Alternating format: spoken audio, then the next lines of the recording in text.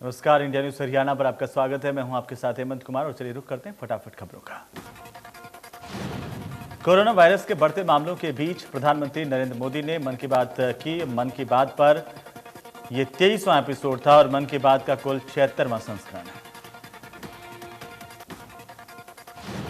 प्रधानमंत्री ने कहा कि कोरोना की दूसरी लहर ने देश को झकझोर दिया है। उन्होंने कहा कि कोरोना वायरस देश के लोगों के धैर्य और दुख सहने की सीमा की परीक्षा ले रहा है। पीएम मोदी ने कहा कि कई लोगों ने समय अपनों को खोया। ये समय हौसले से लड़ाई लड़ने का। राज्य की सरकारें दायित्व निभाने में जुटी हुई हैं। प्रधानमंत्री ने कहा कि पूरी ताकत के साथ कोरोना के खिलाफ लड़ाई लड़ी जा रही है। अपना भी ध्यान रखिए और अपने परिवार का भी ध्यान रखिए। कोरोना के बढ़ते संकट को लेकर पीएम ने डॉक्टर्स से बात की। कहा कि सिर्फ विशेषज्ञों की बात माने, डॉक्टर्स की बात माने और जरूरी उपाय अपनाएं। प्रधानमंत्री ने कहा कि वैक्सीन की अहमियत के बारे में सभी को पता है। वैक्सीन से जुड़ी अफवाहों पर ध्यान न दें। वैक्सीनेशन सेंटर पर जाकर सभी योग्य लोग वैक्सीन लगवाएं। प्रधानमंत्री ने फ्रंटलाइन वर्कर्स की तारीफ की। कहा कि लैब टेक्नीशियन और एम्बुलेंस ड्राइवर बड़े रिस्क लेकर के काम कर रहे हैं। पीएम मोदी ने एम्बुलेंस ड्राइवर से बात की, निजी अनुभव पूछा और तारीफ की। प्रधानमंत्री ने सभी से कोरोना वैक्सीन लगवाने का आग्रह किया। कहा कि दवाइयां भी, कड़ाई भी, इस मंत्र को कभी नहीं भूलना है। आपदा से हम जल्द बाहर आएंगे। हम मिलकर इस जंग को जीतेंगे। देश में 24 घंटे में मिले 3,49,000 कोरोना के केस। 2,761 कोरोना मरीजों ने तोड़ा दम, जबकि 2,15,000 मरीज ठीक भी हुए हैं। अब कुल केस का आंकड़ा 1,69,00,000 के पार है। राजधानी दिल्ली में कोरोना के चलते हालात में सुधार नहीं होना एक चिंता का कारण बना हुआ है। सरकार ने सूबे में लगे लॉकडाउन को और एक हफ्ते के लिए बढ़ा दिया है। गुरुग्राम के अस्पतालों में भी बेड कम होने की बात सामने आ रही है। हाल यह है कि अस्पताल के ग्राउंड में ही मरीज का इलाज किया जा रहा है। मरीज ने कोरोना का टेस्ट करवाया। इसकी रिपोर्ट का इंतजार वो कर रहा है, लेकिन रिपोर्ट आने से पहले उसकी हालत बिगड़ गई।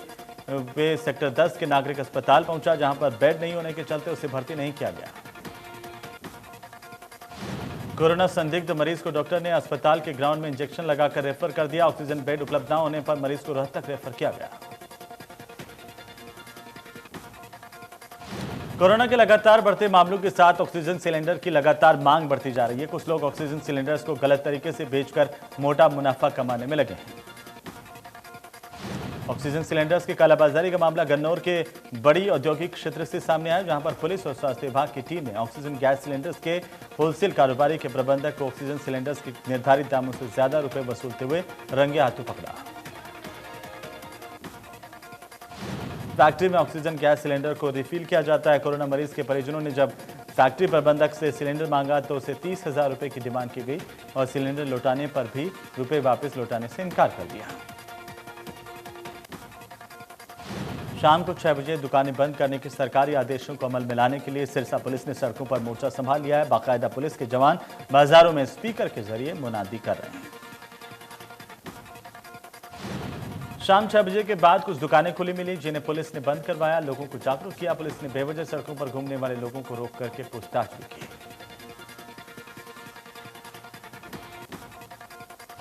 इस दौरान थाना प्रभारी ने कहा कि सरकार के आदेश की सख्ती से पालना की जाएगी। जो भी व्यक्ति इन आदेशों की पालना करेगा उसके खिलाफ कार्रवाई की जाएगी।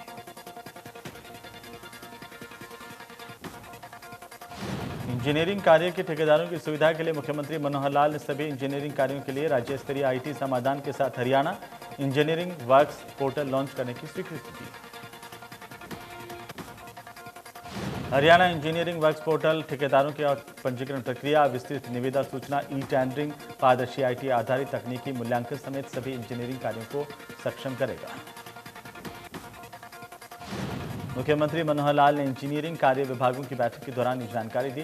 कहा कि पोर्टल ई टेंडरिंग प्रणाली में और ज्यादा पारदर्शिता लाने के साथ साथ इंजीनियरिंग कार्य विभागों में जवाबदेही और कार्यकुशलता भी बढ़ाएगा।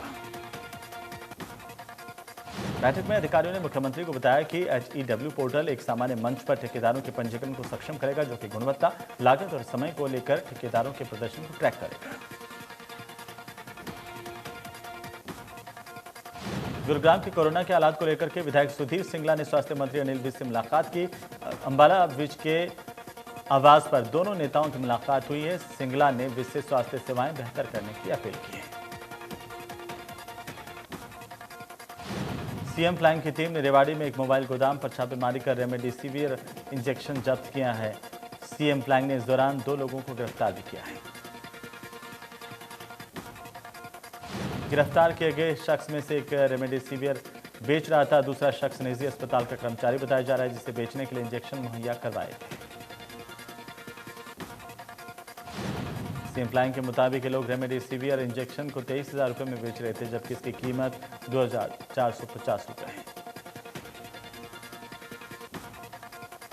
इंद्री के राधा स्वामी सत्संग भवन में दूसरा मेगा कोरोना वैक्सीनेशन कैंप लगाया गया। इस दौरान कई लोगों ने वैक्सीनेशन लगवाई, साथ ही लोगों को भी वैक्सीन लगवाने के लिए जागरूक किया। इंद्री के सरकारी अस्पताल के डॉक्टर्स ने मेगा कैंप में लोगों को वैक्सीन लगाने के साथ साथ कोरोना से बचाव के उपाय भी बताए। डॉक्टर्स ने लोगों से कहा कि सरकारी अस्पताल में हफ्ते के 7 दिन वैक्सीन लगाई जा रही है। डॉक्टर पंकज काम्बोज ने कहा है कि 1 मई से 18 साल के ऊपर के युवाओं को भी वैक्सीन लगाई जाएगी। इसके लिए स्वास्थ्य विभाग पूरी तरह से तैयार है। उन्होंने कहा कि मौजूदा वक्त में वैक्सीन ही कोरोना को हराने के लिए कारगर है। उन्होंने कहा कि कोरोना के बढ़ते के वजह से लोगों का लापरवाह होना है। हमें कोरोना से बचाव के लिए मास्क का इस्तेमाल करना चाहिए। इसके अतिरिक्त सोशल डिस्टेंसिंग बनाकर रखनी चाहिए।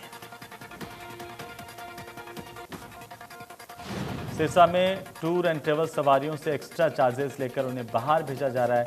आरटीओ विभाग ने विजय ट्रेवल्स पर रेड की। नाइट कर्फ्यू के दौरान खुली एजेंसी को बंद करवाया गया। इस दौरान चेतावनी दी गई कि अगर नियमों का उल्लंघन किया गया तो कानूनी कार्रवाई की जाएगी। आरटीओ अधिकारी ने बताया कि अभी तक कोई शिकायत नहीं है। फिलहाल वार्निंग देकर के छोड़ा गया। भिवानी में कोरोना मरीज अस्पताल के बाहर बेसुध मिला। परिजनों को जब मामले की सूचना मिली तो अस्पताल में भर्ती करवाया, लेकिन इलाज के दौरान उसकी मौत हो गई।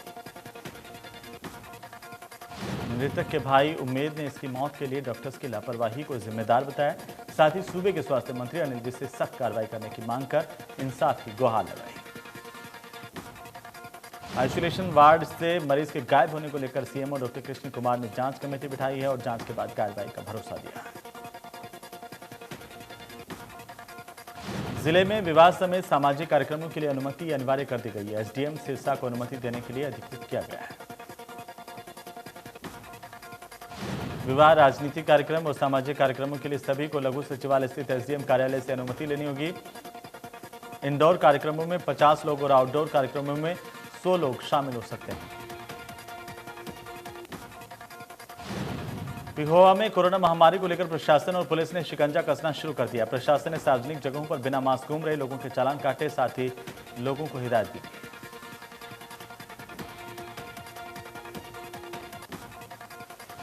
कैथल में नाइट कर्फ्यू के बावजूद भी रात में कार्यक्रम हो रहे हैं। गांव कोटड़ा में हो रहे कार्यक्रम के दौरान हुई हर्ष फायरिंग का एक वीडियो वायरल हुआ है।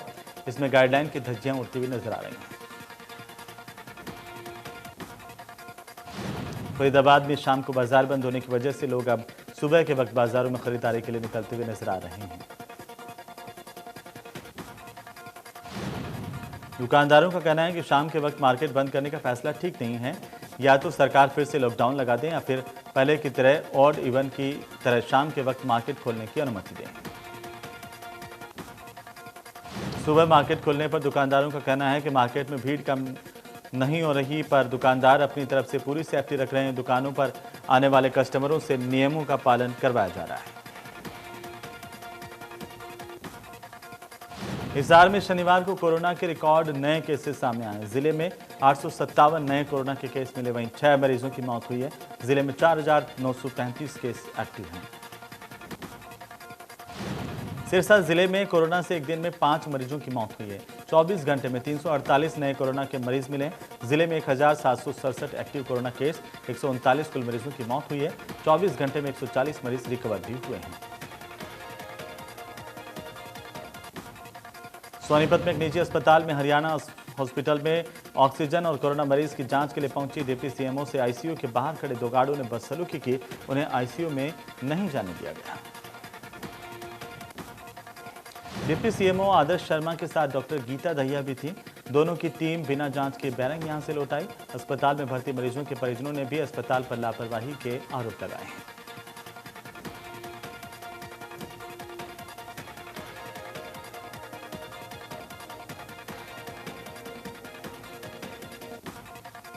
यमुनानगर के उपायुक्त मुकुल कुमार और पुलिस अधीक्षक कमलदीप गोयल ने शहर के कई इलाकों का निरीक्षण किया। उन्होंने शाम को 6 बजे के बाद जरूरी चीजों को छोड़कर सभी तरह की दुकानों को बंद रखने के निर्देश दिए हैं।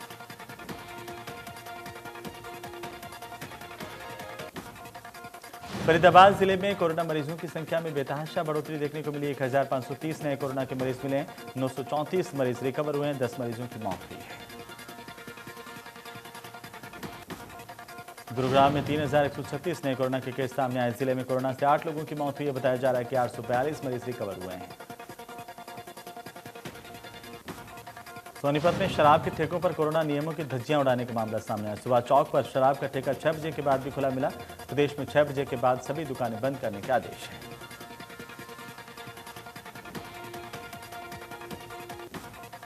कोरोना वैक्सीनेशन के मामले में अंबाला स्वास्थ्य विभाग पूरी तरीके से अव्वल नंबर पर है। अब तक अंबाला में 2,76,000 वैक्सीन की डोज लगाई जा चुकी है। सीएमओ कुलदीप सिंह ने मामले की जानकारी दी। सीएमओ के मुताबिक अंबाला में वैक्सीनेशन का काम युद्ध स्तर पर लगातार चल रहा है। 1 मई से जो 18 साल के ऊपर वालों को वैक्सीनेशन दी जाएगी, उसके लिए अंबाला स्वास्थ्य विभाग की टीम पूरे तरीके से तैयार है। सीएमओ ने बताया कि स्वास्थ्य विभाग हर सोमवार मेगा वैक्सीनेशन ड्राइव चलाता है। लगातार हमारी यही कोशिश रहती है कि युद्ध स्तर पर ज्यादा से ज्यादा लोगों का वैक्सीनेशन हो पाए। महम वीडियो ब्लॉक में स्वामित्व स्कीम के तहत लाल डोरे के अंदर आने वाली जमीन का मालिकाना हक दिए जाने पर लोगों ने सरकार का धन्यवाद किया है। महम पंचायत के सचिव ने 8 गांव के ग्रामीणों को उनकी जमीनों की रजिस्ट्री बांटी। सचिव ने बताया कि आने वाले वक्त तक पूरे ब्लॉक के अंदर लाल डोरे की जमीन के मालिकों को उनका मालिकाना हक दिया जाएगा। फतेहाबाद के अनाज मंडी में नेताओं ने दौरा किया और किसानों और आड़तियों की समस्याओं को सुना। इस दौरान आड़तियों ने लदान के नाम पर रिश्वत लेने के आरोप लगाए। इनेलो के जिलाध्यक्ष ने कहा कि तीनों मंडियों का दौरा करके रिपोर्ट इनेलो के नेता अभय चौटाला को दी जाएगी। अनाज मंडी के हालात बदतर हो चुके हैं। शौचालय में गंदगी के अंबार लगे हुए हैं। अनाज मंडी प्रधान ने कहा है कि सरकार ने 24 घंटे में किसानों को पेमेंट देने का दावा किया था, लेकिन किसान परेशान होकर खरीद एजेंसियों और आड़तियों के चक्कर लगाने के लिए मजबूर है। इनेलो के सभी जिलाध्यक्षों ने पार्टी कार्यकर्ताओं के साथ अपने अपने क्षेत्रों के अनाज मंडियों का दौरा किया। अनाज मंडी में किसानों और आड़तियों से मिलकर उनकी समस्याओं की जानकारी ली। इनेलो के मुताबिक कार्यकर्ताओं से मिले फीडबैक से राज्य सरकार की ओर से मंडी में गेहूं की खरीद उठान को लेकर किए जा रहे दावे पूरी तरह से फेल हैं। इनेलो ने आरोप लगाए हैं कि किसानों को बारदाने के संकट से जूझना पड़ रहा है। इनेलो की ओर से कहा गया कि गेहूं का उठान कार्य भी धीमी गति से हो रहा है। इससे मंडी के अंदर आने जाने में समस्या खड़ी हो गई है। खरीद एजेंसी खाद्य एवं आपूर्ति विभाग के पास मॉइस्चर मीटर कैलिब्रेटेड नहीं है। इनेलो नेताओं ने कहा कि कई जिलों की मंडियों में तिरपालों और शेडों की भारी कमी देखने को मिल रही है। वहां पर मौसम खराब होने से अचानक आई बारिश की वजह से गेहूं भीग रहा है, जिससे भारी नुकसान हुआ है। डबवाली की नई अनाज मंडी में इनेलो महिला महासचिव सुनैना चौटाला ने किसानों और व्यापारियों की मजदूरों की समस्याओं को सुना। उन्होंने मार्केट कमेटी को मिलकर समाधान की मांग की। सुनैना चौटाला ने सरकार और प्रशासन पर तंज कसते हुए चेतावनी दी कि अगर सरकार ने किसानों के साथ ज्यादती की या गेहूं उठान में आ रही समस्याओं का निदान नहीं किया तो इनेलो इसका विरोध करेगी। गोहाना के अनाज मंडी में इनेलो के कार्यकर्ताओं और नेताओं ने पहुंचकर हालात का जायजा लिया। इनेलो नेताओं ने किसान आड़तियों से हालात को लेकर जानकारी ली। इनेलो नेताओं का कहना है कि मंडी में गेहूं का उठान धीमी गति से हो रहा है। इसके चलते लाखों क्विंटल गेहूं खुले में पड़ा हुआ है। मंडी में किसानों की फसल भरने के लिए पर्याप्त बारदाना नहीं है। सिरसा पुलिस ने मुनादी करके शहर के बाजार को बंद करवाया। शाम को 6 बजे के बाद कुछ दुकानें खुली मिली। आवश्यक वस्तुओं की दुकानें 9 बजे तक खुली रहेंगी। झज्जर के धनिया गांव में किसान नफे सिंह ने अपने खेत में फंदे पर लटक कर खुदकुशी कर ली। मामले की सूचना गांव के सरपंच जय सिंह ने पुलिस को दी। पुलिस मौके पर पहुंची और मौके से एक सुसाइड नोट बरामद किया है। सुसाइड नोट के मुताबिक किसान नफे सिंह ने अपनी मौत के लिए गांव की ही एक महिला समेत 4 लोगों को जिम्मेदार ठहराया। पुलिस ने सुसाइड नोट के आधार पर सभी के खिलाफ मुकदमा दर्ज किया है। आत्महत्या की वजह जमीनी विवाद बताया जा रहा है। पुलिस मामले की जांच कर रही है। पुलिस ने मृतक किसान के शव का नागरिक अस्पताल में पोस्टमार्टम करवाकर इसके परिजनों को सौंप दिया। मंडी डबवाली में चोरों ने डाकघर को निशाना बनाया। लाखों रुपए चुराकर के चोर मौके से फरार हो गए। चोर डाकघर की 15 फीट ऊंची दीवार बांधकर अंदर घुसे और चोरी की वारदात को अंजाम दिया। चोरी के वक्त ना तो डाकघर में कोई सिक्योरिटी गार्ड मौजूद था, ना ही डाकघर में सीसीटीवी कैमरे लगे हुए थे। डाकघर के अधिकारी ने पुलिस को चोरी की सूचना दी। पुलिस ने मामले की जांच शुरू कर दी है। झज्जर में थाना बेरी के गांव गोची में एक शख्स की पीट कर हत्या करने का मामला सामने आया। मृतक की पहचान मंजीत के तौर पर की गई है। मृतक के पिता का कहना है कि बराना गांव में किसी व्यक्ति ने मंजीत की हत्या की है। हत्या की वजह साफ नहीं हो पाई, हालांकि हत्यारों की पहचान भी नहीं हो पाई है। पुलिस ने शव का पोस्टमार्टम करवाया। करनाल में कर्णलेक के पास सरकारी पेट्रोल पंप के 2 कर्मचारियों से 15,35,974 रुपए की लूट करने वाले 3 में से एक आरोपी को गिरफ्तार किया गया। घटना को 12 अप्रैल को अंजाम दिया गया था। पुलिस ने आरोपी से एक अवैध देसी कट्टा और कार बरामद की। 2 अन्य आरोपियों की पुलिस तलाश कर रही है। आरोपी ने वारदात का पूरा खुलासा किया है। सिरसा की सुरक्षा अस्पताल में इलाज के दौरान एक मरीज की मौत हो गई। परिजनों ने अस्पताल प्रशासन पर गंभीर लापरवाही बरतने के आरोप लगाए हैं और अस्पताल के बाहर धरना दिया। पुलिस मौके पर पहुंची, समझाने की कोशिश की। मृतक मरीज के परिजन अस्पताल प्रशासन से इलाज के दौरान का सीसीटीवी वीडियो दिखाने की मांग कर रहे हैं। वहीं अस्पताल प्रबंधन का कहना है कि मरीज को सांस की प्रॉब्लम थी। कैथल के उपायुक्त सुजान सिंह ने कहा कि राष्ट्रीय पंचायती राज दिवस पर सीवन पंचायत समिति को दीनदयाल उपाध्याय पंचायत सशक्तिकरण पुरस्कार से नवाजा गया, जो कि जिले के लिए गर्व की बात है। गुरुग्राम के सेक्टर 52 वजीराबाद के पास बनी झुग्गियों में अचानक से आग लग गई। तेज हवाओं ने आग को करीब 100 झुग्गियों को लपेटे में ले लिया। मामले की सूचना मिलने के बाद फायर ब्रिगेड की गाड़ियां मौके पर पहुंची। करीब 10 दमकल गाड़ियों की मदद से 4 घंटे में इस आग पर काबू पाया गया। तब तक आग करीब 125 झुग्गियों को राख कर चुकी थी। गनीमत रही कि हादसे में कोई हताहत नहीं हुआ।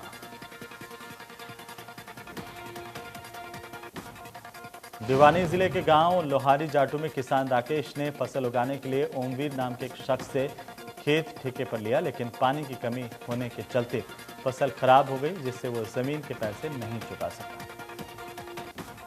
अब राकेश ने आरोप लगाया है कि ओमवीर ने उसके पीछे से गेहूं की फसल काटकर बेच दी, साथ में परिवार वालों से मारपीट भी की। मामले में भवानीखेड़ा थाने में शिकायत दर्ज करवाई गई। कैथल पुलिस ने पंजाब से स्नैचर गिरोह को गिरफ्तार किया। गिरफ्तार किए गए गैंग ने कैथल में कई स्नैचिंग की वारदात को कबूल किया। पुलिस ने सोने की ज्वेलरी बरामद की। पुलिस के मुताबिक दोनों आरोपी वारदात के वक्त अलग अलग बाइक का इस्तेमाल करते थे। पुलिस ने दोनों बाइक को भी जब्त किया है। एक तरफ कोरोना महामारी में जहां लोगों को अस्पताल बेड नहीं मिल पा रहा, वहीं थैलेसीमिया जैसी बीमारी के मरीजों को ब्लड के लिए परेशान होना पड़ रहा है। ऐसे में डिवाइन चैरिटेबल ब्लड सेंटर ने ब्लड कैंप लगाया। डिवाइन चैरिटेबल ब्लड सेंटर के ब्लड कैंप लगाने का मकसद है कि थैलेसीमिया जैसे रोगियों को आसानी से ब्लड उपलब्ध करवाया जा सके। थैलेसीमिया से ग्रस्त बच्चों को जीवन दान दिया जा सके। संस्था के पदाधिकारी जय कुमार ने बताया कि महामारी के दौर में थैलेसीमिया से ग्रस्त बच्चों के लिए रक्त की भारी कमी हो रही है। इसके चलते संस्था छोटे कैंप लगाकर रक्त इकट्ठा कर रही है। सिरसा में बाबा भुम्मण शाह चौक पर यूनियन बैंक के एटीएम में आग लग गई। बताया जा रहा है कि शॉर्ट सर्किट की वजह से हादसा हुआ। मौके पर पहुंची फायर ब्रिगेड की टीम ने इस आग पर काबू पाया। बैंक मैनेजर के मुताबिक आगजनी की घटना से एटीएम मशीन के साथ साथ फर्नीचर, एसी, पंखा समेत कई सामान जल गए हैं। घटना से करीब 12 लाख रुपए का नुकसान हुआ। मामले में एफआईआर दर्ज करवाई गई।